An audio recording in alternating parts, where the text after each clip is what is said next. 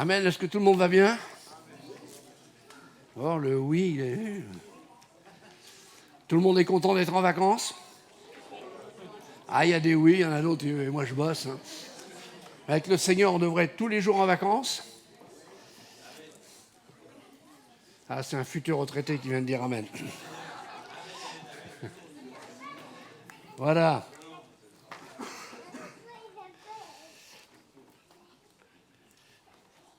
Je vais vous transmettre les salutations de 8 églises de la région parisienne, Nantes, et puis d'autres, et aussi du pasteur Shadrach d'Angleterre, mais aussi Samuel Guéot. J'étais hier pour une ordination de diacres, de diaconesses, et aussi d'anciens.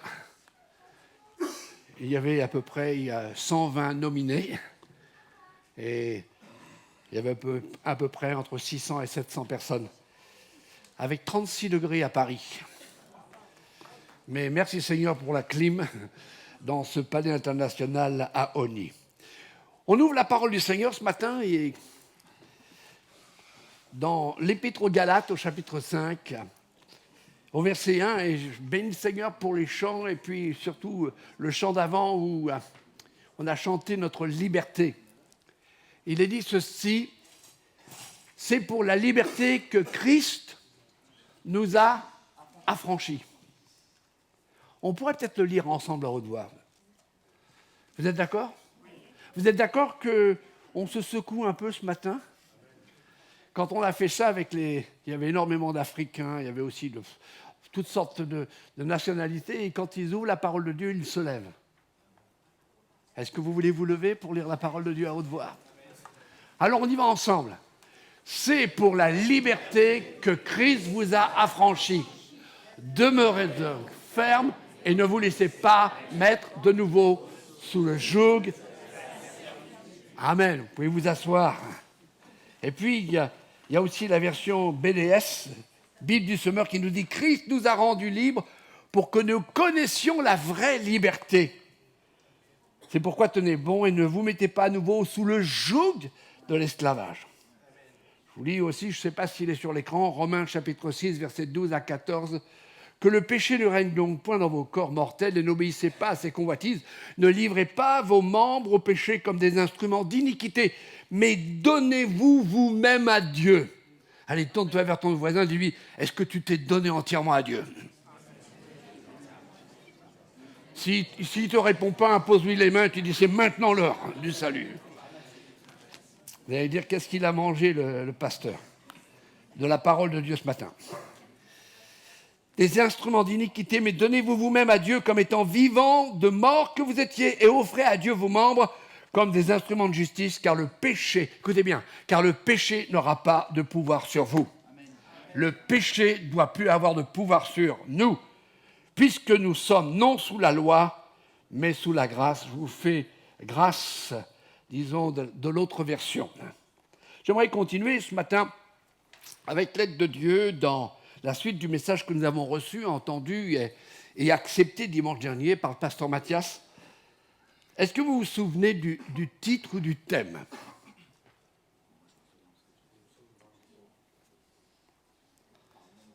Apparemment non, ça ne vous a pas choqué.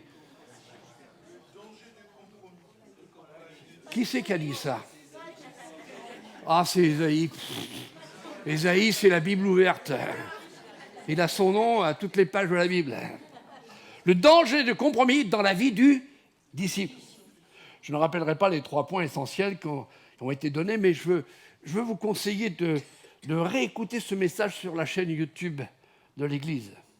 Paul dira « Je ne me laisse pas de vous dire les mêmes choses ». Et si ce matin, il vous semble qu'il y a encore comme une répétition de ce que Dieu veut dire à ses enfants, c'est tout simplement que le désir de Dieu, c'est que nous soyons des victorieux et non des victimes. Allô? Des victorieux au lieu des victimes. Des disciples marchant dans l'autorité du Dieu saint et non influencés par le péché et le désir du cœur humain. Et j'aimerais vous parler de ce thème, liberté, mais responsabilité. Liberté, mais engagement, c'est-à-dire le pacte, le serment. Liberté, mais fidélité. On a lu, Dieu nous a libérés du pouvoir du péché afin de vivre pour lui en aimant Dieu et aussi en aimant les autres. Alors je vais faire une petite métaphore ce matin. Je voudrais vous poser une question et il n'y a rien derrière cette question. Je ne travaille pas pour le ministère de l'Intérieur. Qui a encore son permis? Il vous reste combien de points? Non, je ne dis pas. Mais vous allez me dire, mais qu'est-ce que ça vient faire le permis de conduire? Écoutez, l'obtention de votre permis de conduire vous donne la liberté de conduire. Je ne peux pas rappeler le drame qui s'est passé, mais quelqu'un a conduit sans permis depuis plusieurs fois. Cela signifie également que vous êtes responsable et vous devez respecter des règles pour assurer la sécurité de tous. Pas simplement pour votre sécurité, mais pour tous les usagers de la route. Même les personnes vivant dans les nations les plus libres ont des lois à respecter. De toute façon, il y a des lois devant lesquelles on ne peut pas changer. Si quelqu'un veut défier l'autorité et tenter de vivre à sa guise, alors cette personne reste néanmoins soumise à des réalités certaines, telles que la gravité et même le temps. Même si sous l'effet de hallucinogènes, eh bien, on vous inciterait, ou ça vous inciterait, comme Satan l'a fait avec Jésus, de sauter d'un toit. Il y aura toujours la loi de la gravité. Ça risque de faire salle sur le trottoir. Et puis, si vous dites « Ah non, moi je ne veux pas mourir, je veux vivre longtemps », mais la Bible dit que par un homme est enterré le péché. Et par le péché, la mort s'est étendue à tous les hommes. Dieu, quand il nous a créés, quand il a créé le premier homme, il n'a jamais voulu que cet homme fasse travailler les pompes funèbres. Allô? Vous direz, moi j'ai déjà préparé votre trou. Non. Si vous êtes prévenant, d'accord. Mais dans l'optique de Dieu, il voulait que l'homme vive éternellement. Mais le péché est entré et la mort s'est étendue sur toute l'humanité. Vous ne pouvez pas rajouter des années. Il faut savoir que c'est Dieu qui tient votre vie entre ses mains. C'est Dieu qui a décidé combien encore de temps vous allez vivre. C'est pour ça qu'il faut racheter le temps. Il ne faut pas vivre n'importe comment, à votre guise. Si Dieu vous a libéré, si vous êtes libre, si Christ vous a libéré, eh bien, vous ne devez pas en faire un prétexte pour faire n'importe quoi. Comme on nous l'a dit dimanche dernier, on peut risquer notre vie éternelle. Même si certains pensent que quand on est sauvé, on est toujours sauvé. Pourquoi Paul dira, si quelqu'un pense être debout, qu'il prenne garde de tomber. Vous savez, les textes que nous avons lus nous parlent de la liberté que Christ nous a donnée, et il nous l'a donnée par sa venue, par sa mort, son sacrifice, et aussi sa résurrection. Et pour moi, la liberté, c'est un thème que j'aime énormément parce qu'il y a un texte qui a été le déclenchement de ma conversion. Le déclic pour que je puisse dire à Christ, entre dans ma vie, change ma vie. C'est un texte que l'on trouve dans Jean 8, 36. Je ne l'ai pas sur l'écran, mais je suis sûr que beaucoup le connaissent. Si je vous donne les 3 premières paroles, expressions, si le Christ, si le Fils vous a franchi, vous serez réellement libre. Pas une semi-liberté, pas une pseudo-liberté, pas simplement un sentiment de liberté. Mais la Bible dit, c'est Jésus qui le dit, vous serez réellement libre. Vous savez que notre liberté, c'est un don précieux. Mais elle ne nous dispense pas de rendre des comptes, ne nous autorise pas à faire tout ce qui nous plaît. Alors Dieu nous rend libres du péché, mais il ne nous donne pas la liberté de pécher. Allô? Vous voyez la différence? Il nous libère du pouvoir du péché, mais il ne nous donne pas la liberté de pécher. Voilà pourquoi Galates 5,13 nous dit, « Frères, vous avez été appelés à la liberté, seulement ne faites pas de votre liberté un prétexte de vivre selon la chair. Mais rendez-vous par amour les serviteurs les uns des autres. » Et la Bible nous exhorte à utiliser notre liberté pour le bien des autres, plutôt que de satisfaire nos propres désirs. En d'autres termes, nous devons vivre pour Jésus-Christ au lieu de vivre pour nous-mêmes. Paul dira aux chrétiens de Corinthe, « Il est mort pour tous afin que ceux qui vivent ne vivent plus pour eux-mêmes, mais pour celui qui est mort et ressuscité pour eux. » Le Seigneur nous a rappelé dernièrement ce que Jésus a fait quand il a guéri le paralytique à la piscine de Bethesda. Il l'a guéri. Il était dans une situation désespérée. Jésus-Christ vient. Et laissez-moi vous dire que Christ est le spécialiste des situations désespérées. Tu es dans une situation désespérée, Christ est ton spécialiste. Oh, merci pour les amen, vous êtes sauvés. Et les autres? Christ est le spécialiste de votre situation désespérée. Qu'est-ce qu'il lui a dit?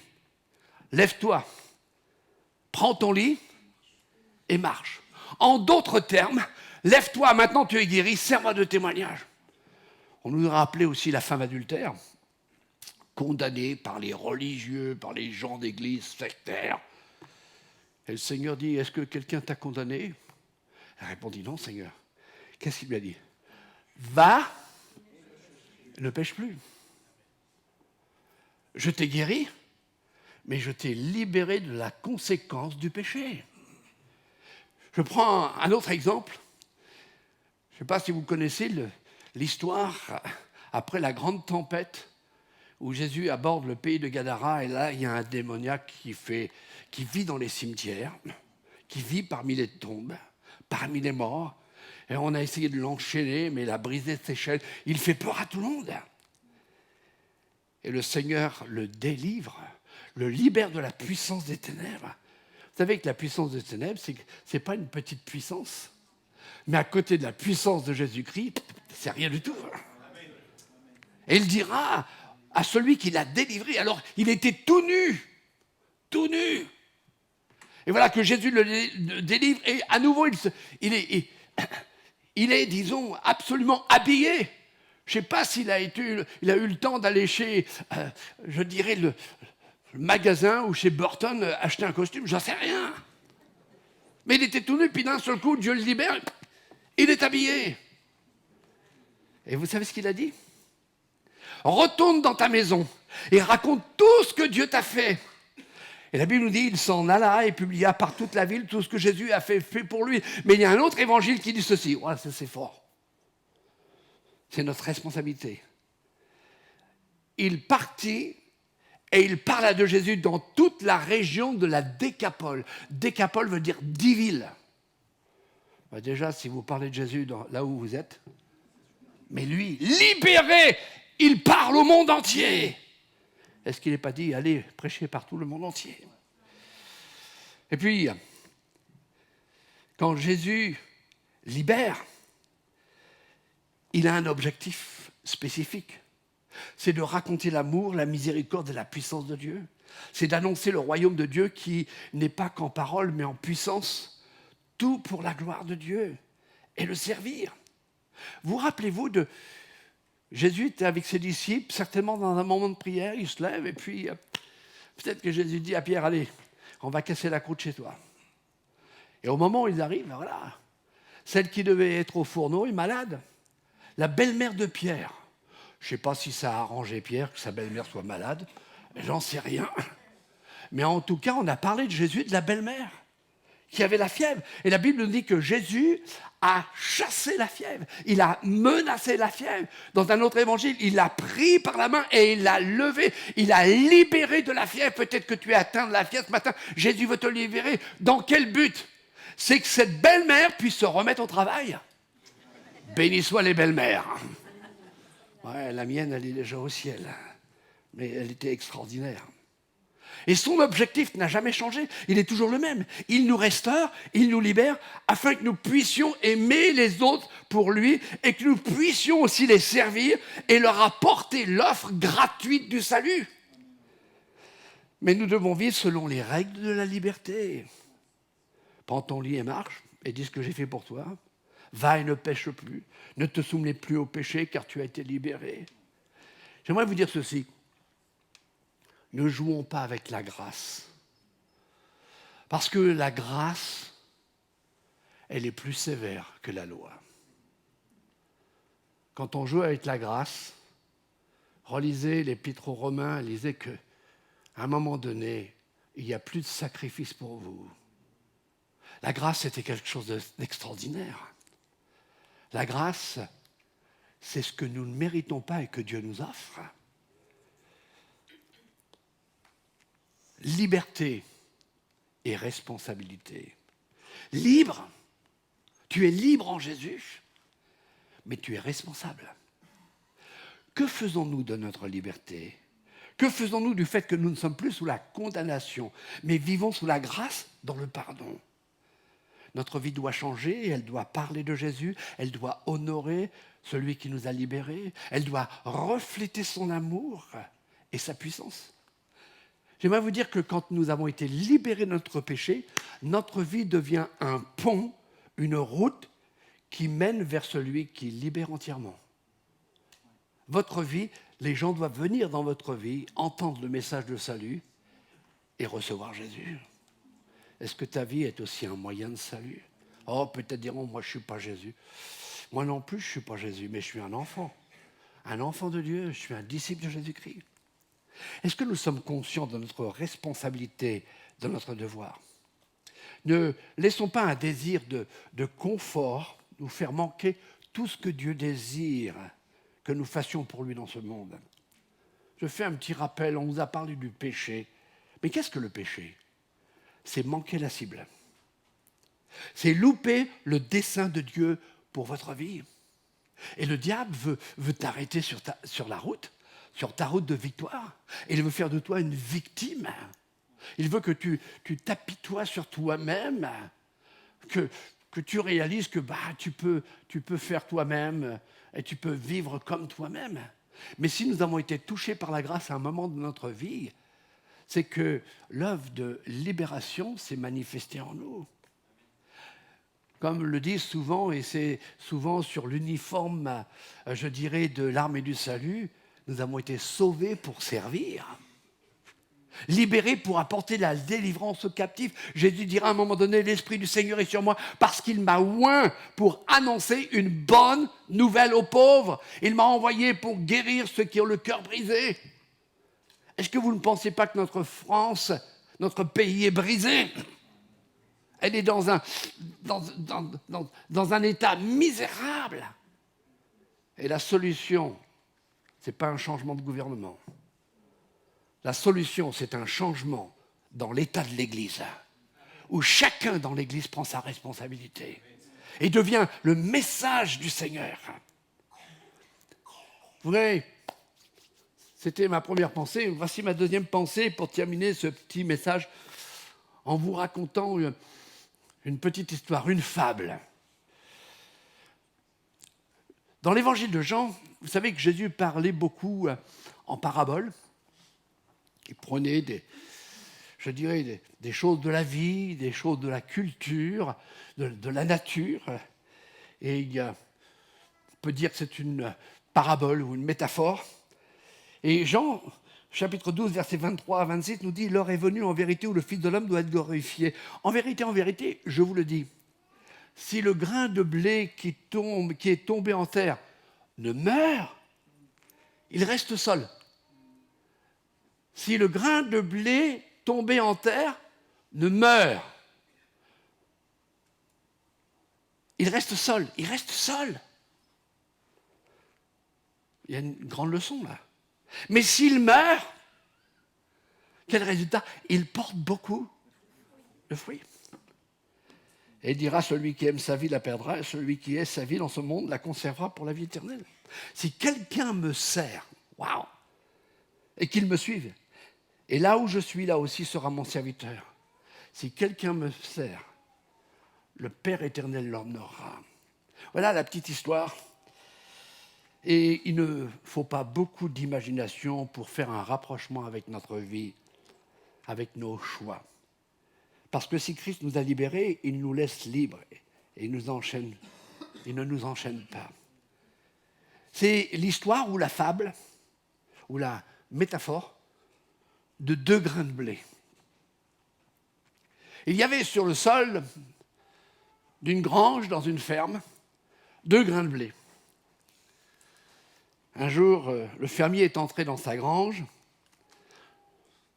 et il a commencé un dialogue avec les 2 grains de blé. Je dirais, c'est vraiment bizarre. N'oublie pas que tu es un grain de blé. Et Dieu te parle ce matin. Et voici ce qu'il leur a dit, je veux vous faire sortir de cette grange. Vous êtes là sur cette terre poussiéreuse. Et je veux vous planter, pas avec un couteau, mais vous planter dans la terre. Je vais vous mettre dans la terre et vous recouvrir. Oh, ça nous fait penser que quand on met en terre, on est dans un trou.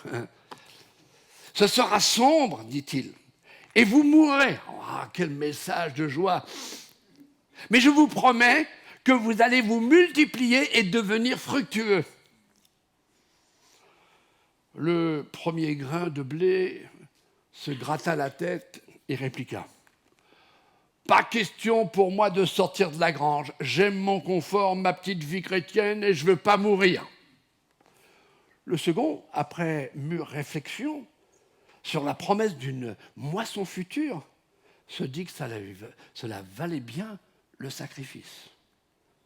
Alors le fermier prit le second, l'emmena hors de cette grange poussiéreuse, le planta en terre, mais laissa le premier grain de blé sur sa décision de rester seul, comme la Bible nous dit, dans la grange. Quelques jours après, une petite pousse verte apparut là où avait été planté ce grain de blé. Elle grandit et devient une tige de blé qui s'est multipliée au centuple.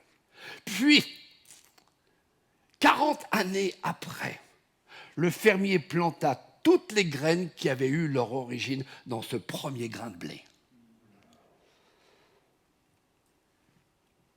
qui avait accepté d'être libéré de cette grange, de mourir à lui-même. Et ce fut de meilleures, les merveilleuses récoltes.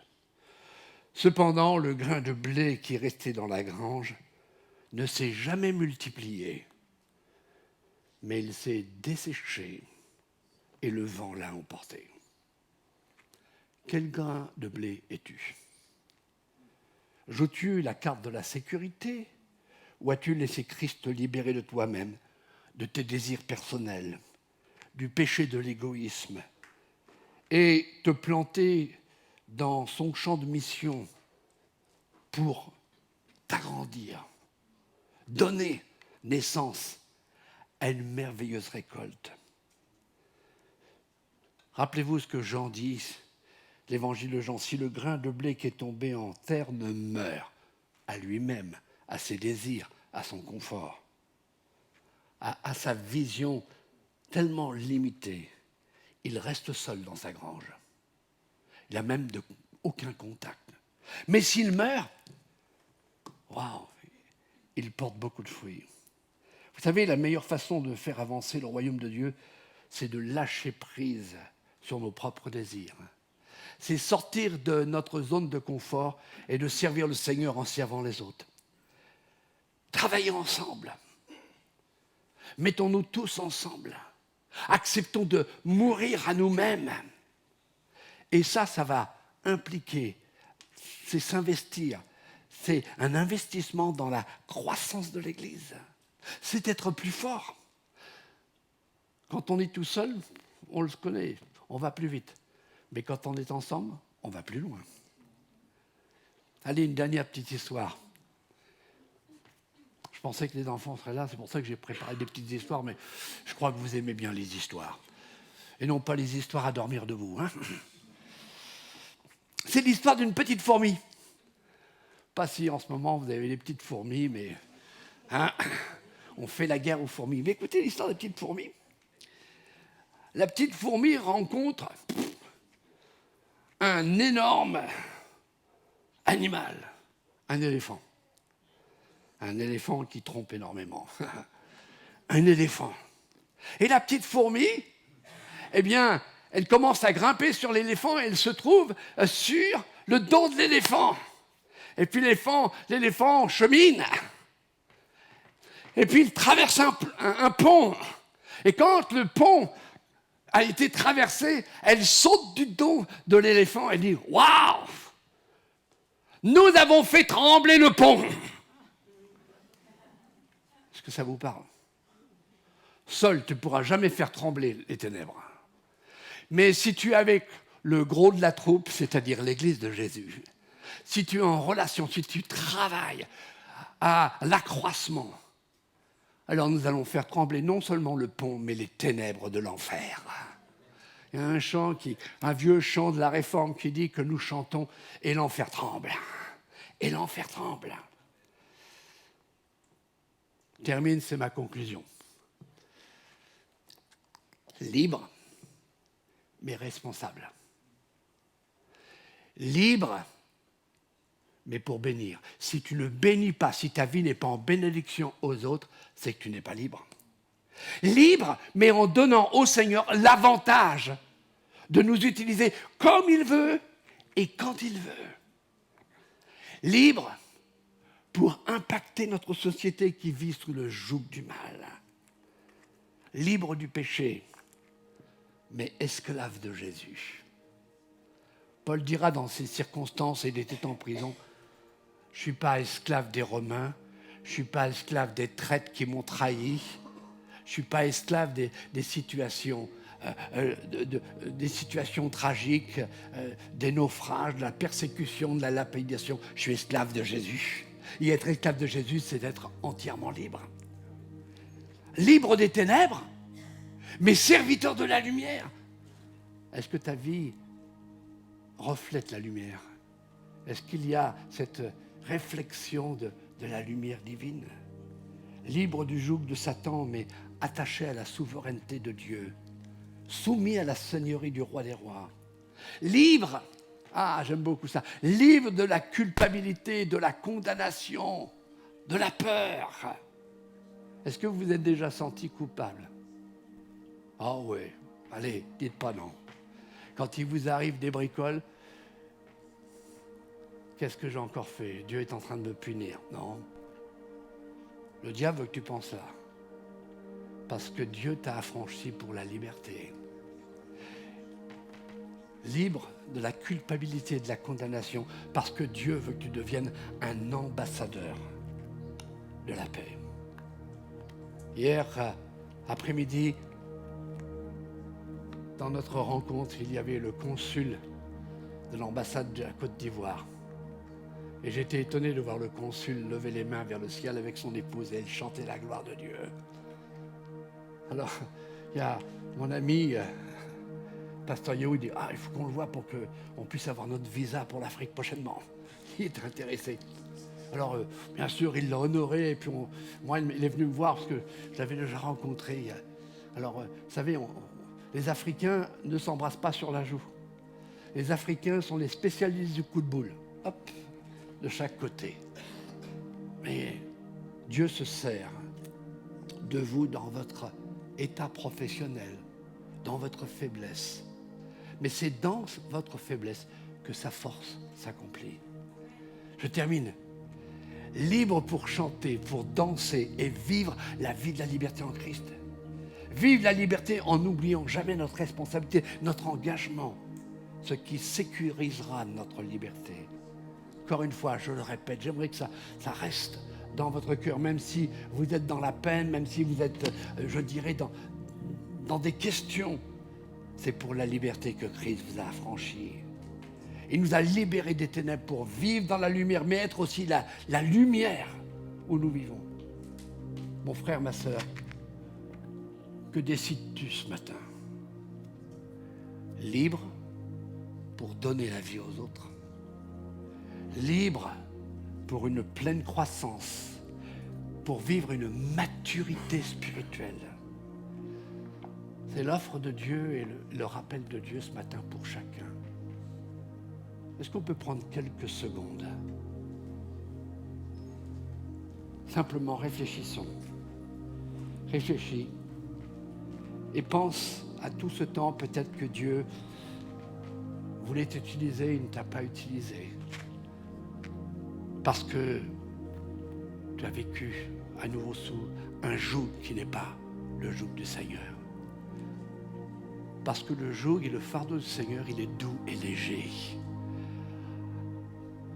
Alors que le joug de Satan, c'est une véritable sinécure. C'est véritablement terrible. Il ne te lâche pas une minute. Mais encore une fois, mon frère, ma sœur, Christ t'a affranchi pour la liberté. Tu dois être libre. Libre d'une façon radieuse, glorieuse. Il n'y a personne ici que Dieu ne veut pas utiliser. Tous, Dieu veut nous utiliser. Imaginons un seul instant que nous soyons libérés comme ce démoniaque. Ah, je ne suis pas un démoniaque. Mais que nous soyons libérés de toutes les chaînes. Et comme ce démoniaque de Gadara qui est libéré, il va dans 10 villes annoncer Jésus. Imaginez que tous ceux qui sont ici commencent à aller là dans leur environnement. Laissez-moi vous dire, il n'y aura pas assez de place dans les églises de la métropole de Rouen. Et c'est ce que Dieu veut, te libérer. Je ne veux pas faire un appel pour vous dire, mettez-vous debout, venez sur le devant. Mais simplement, si vous êtes en accord avec ce que Dieu vous a rappelé ce matin au travers d'un serviteur qui n'est pas parfait, je le reconnais. Parce que nul n'est parfait, il n'y a que Dieu qui est parfait. Mais si mon frère, ma sœur, mon ami, tu es d'accord, simplement mets ta main sur ta poitrine et fais cette prière dans le silence de ton cœur. Seigneur, je veux vivre la liberté que tu m'as donnée. Je veux utiliser ce don gratuit de cette vie éternelle et ne pas la laisser en terre, mais mourir, accepter de renoncer à moi-même, à mes désirs, renoncer à ma fierté, à mon orgueil. Je veux me repentir si tu me montres de quoi je dois me repentir. Mais je veux te servir. Je veux que ce grain que je suis puisse donner 30, 60 et même 100 grains pour avoir tout un champ de moisson et de récolte. Que Dieu vous bénisse. Amen.